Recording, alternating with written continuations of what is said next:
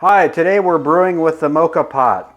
If you're not familiar with the Moka Pot, it makes a very bold cup of coffee. These come from Italy, but they work on the same principle as a percolator in that it uses steam pressure in the lower chamber here to force water through the grounds and up and over the top. So it comes out just like a percolator. The big difference is that it doesn't run the water through the grounds multiple times. It just goes through one time.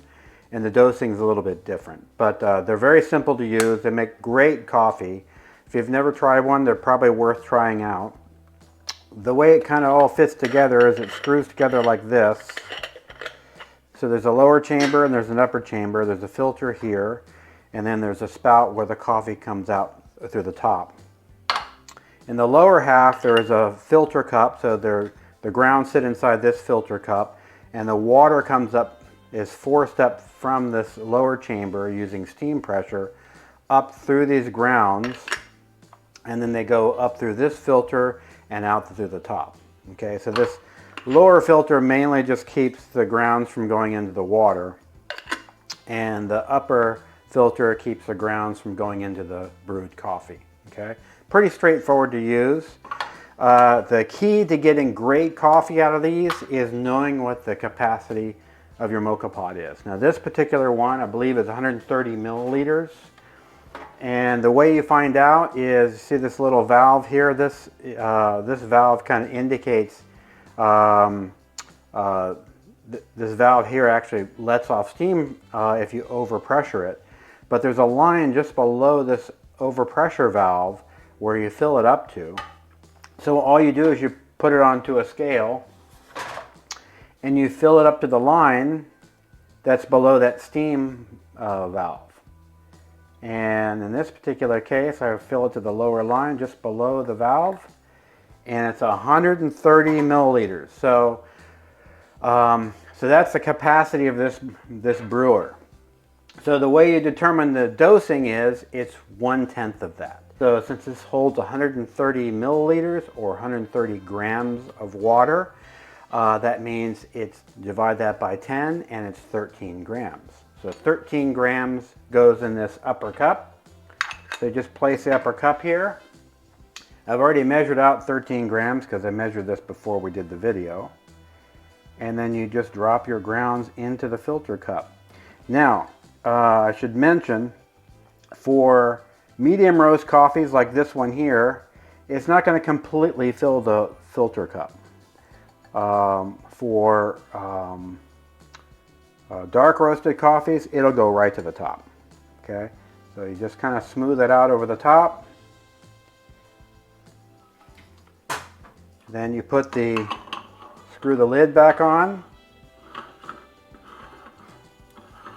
Now I preheated this water to make it come through quicker.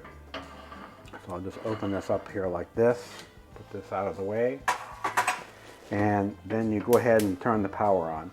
Now what you want to do is make sure that the heat that you apply to the Moka Pot doesn't go around or wick around the pot, because what you don't want to do is cook the grounds that are up in the upper chamber, or between the lower chamber and the upper chamber. You just want to have enough heat go directly into the bottom so that you create the steam necessary to pull the coffee through, the water through the grounds. Okay, so this will just take a few minutes because I put hot water in there. You can put cold water in there, but it may not brew necessarily as quickly, and you kind of run the risk of cooking the grounds while you're doing the brew. So I generally put warm or hot water into the lower chamber, as hot as I can stand to handle it anyway. And then it just brews up in just a couple of minutes, so as you can see here. A couple of points to make note of. If you're going to use lighter roasted coffees, it won't necessarily fill that filter cup, because lighter roasted coffees are more dense and they're more compact. Dark roasted coffees will fill the cup right to the top at that 13 grams. So here we go, it's already coming out. And then as it comes out, you lower the heat little by little. What you don't want it doing is sputtering a whole lot. And you just lower it lower it and lower it, and as you get near the top of the spout, the coffee is done. When it starts to sputter, you shut the water off, the heat off. And there you have it. So just a couple minutes, we had coffee out of the Moka Pot.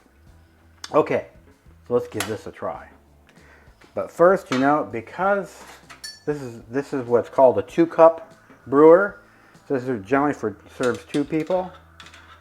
Give it a stir real quick. And the reason you want to give it a stir is you might have more dense or stronger coffee at the bottom and lighter coffee at the top. So give this a little try here. Don't want to overstimulate myself because this is the afternoon. Oh, it smells really good. Very good. Very bold. Not bitter at all because this is a medium roast coffee, so the bitterness is very low in this particular coffee. I taste sweetness as well. Oh, it's very good. So if you like a bold cup, you're not quite big on espresso, but you like to drink bold coffee without anything in it, a Moka Pot makes a great cup. Anyway, give it a try. I'll follow this up with detailed instructions on our website, so if you can't, so you don't have to follow the video and keep pausing it and replaying, you can just look at the instructions on our site. Okay, have a great day.